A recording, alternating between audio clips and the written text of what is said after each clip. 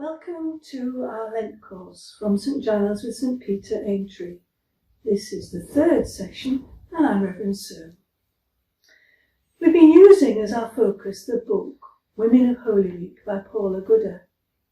I chose to look at the sixth woman in the book, Salome.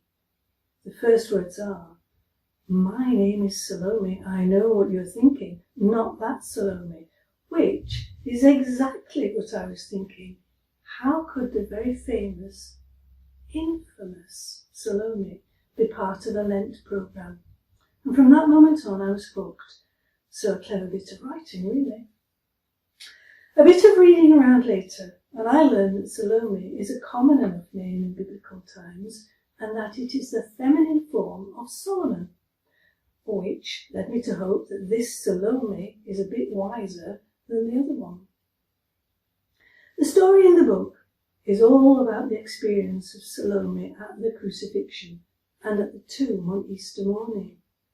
I wonder how many of us readily recall Salome as one of the women's names listed as being with Jesus at these times. It didn't leap out at me, and setting aside the possibility of failing memory, this is probably why. St Mark's Gospel alone has Salome there.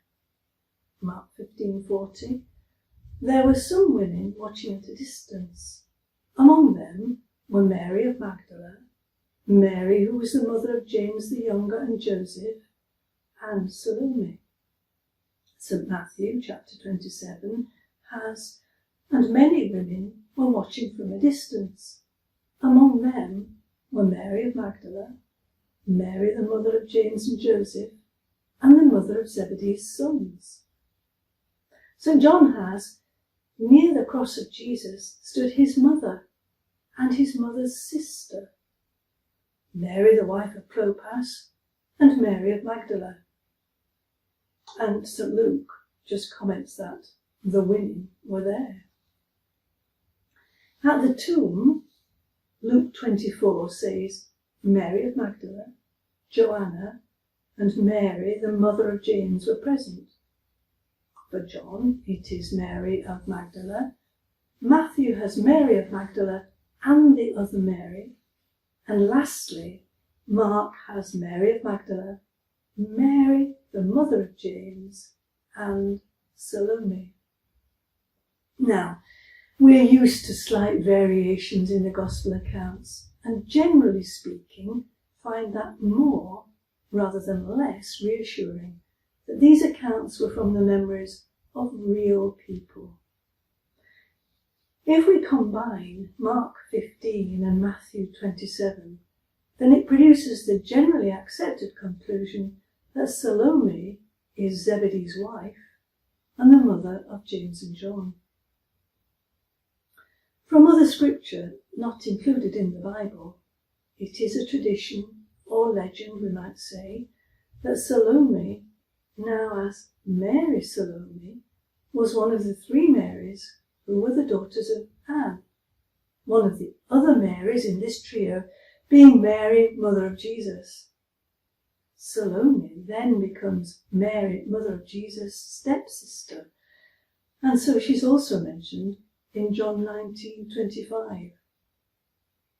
It is conjectured that Anne had three husbands, not simultaneously, one of which was Jehoiakim, the father of Mary, mother of Jesus.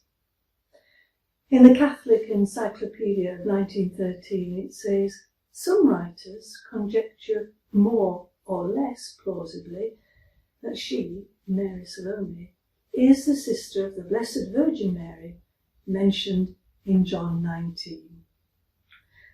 Now, personally, I've got no clear view on this at all, but I have read of a wooden sculpture by Tilman Reichenschneider from the late 15th century which depicts Mary, Salome and Zebedee with Mary and Jesus in an altarpiece dedicated to the Blessed Virgin Mary's family.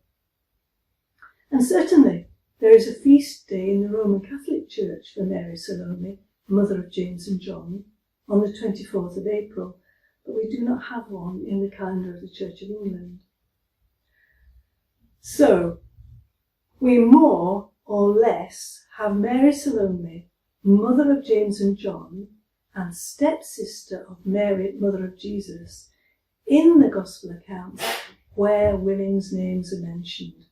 And that is our grounding for the interpretation of Salome in our Lent book.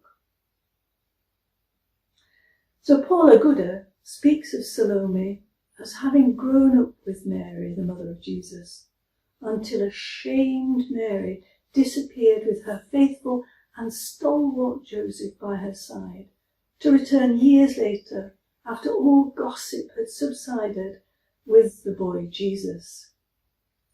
Mary and Salome became close friends again, and Mary shared many confidences, such as her embarrassment that Jesus was travelling and teaching. Mary told Salome of the coming of the angel Gabriel and the strange happenings when Jesus was born, and about the things Simeon said when Jesus was presented at the temple, about the outrage he would cause and how he would reveal who people really were, and about the sword which would pierce her soul too. They both wondered for years what this might mean, and only realised what it meant at the crucifixion. Mary Salome in this account first starts to follow Jesus just to support Mary, but in time chose to follow Jesus because his teaching made sense of the world. It made sense of me, Salome. We might keep in our minds as well that both her sons were committed to following Jesus, and we remember that not only was she definitely there, she was outspoken. She was daring, maybe, to ask Jesus to choose her boys to sit, one at his right and one at his left, in his kingdom. Matthew 20:21. This interpretation takes us with the women through the journey from Gethsemane to the house at Caiaphas and on to Pilate's house. She tells of the horror felt as the crowds shouted out for Jesus to be crucified, of going to and from Herod's house, and finally to the crucifixion, saying powerfully, "We stood there all that cold, wretched day, watching as breath by dying breath, our hopes and dreams died before our eyes, and with them everything we held dear." Paula Gooder's emphasis through the words of Salome is that the women did not run away, that they stayed faithfully with Jesus to the very end, and of course that it was the women who returned to anoint his body, even though this was a man's job. But we had no choice.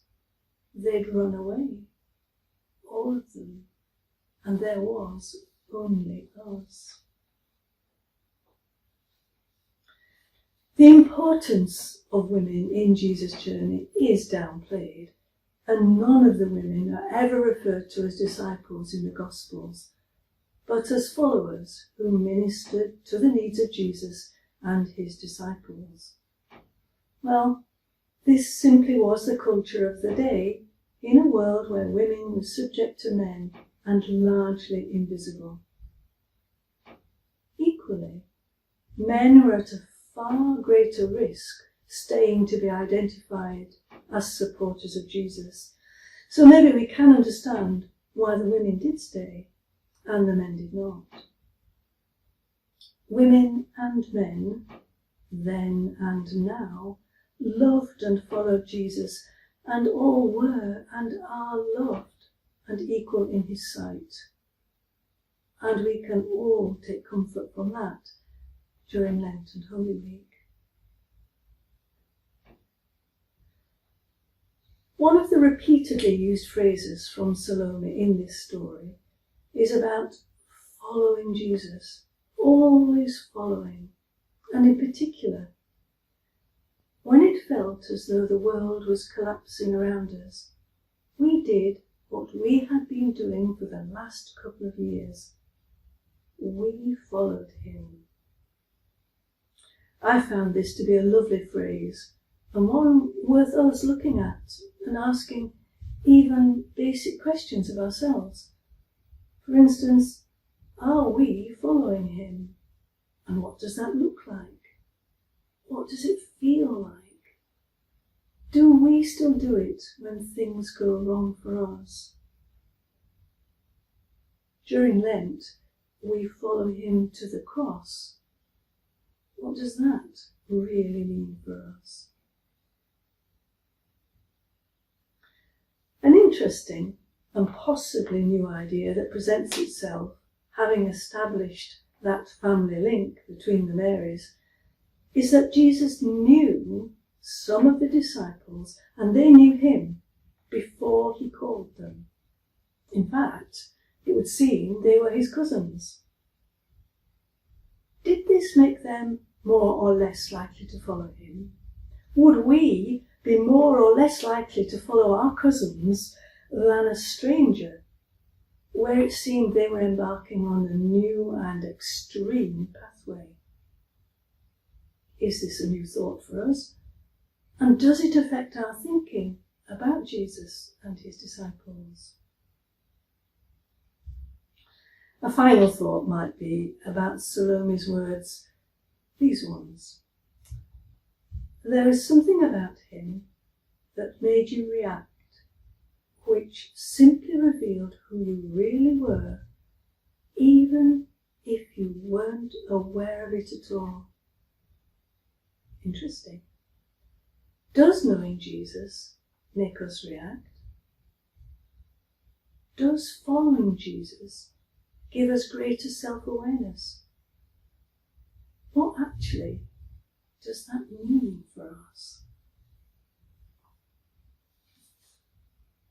Well, I hope you've enjoyed listening, and maybe you've had some thoughts of your own that you might like to share. Please pick up and work with any of the ideas or the questions that I've raised if they're useful to you on your journey through Lent. But feel free to set them aside, anything that you didn't find helpful. And so with prayers and blessings for a holy and peaceful Lent and a joyful Easter time.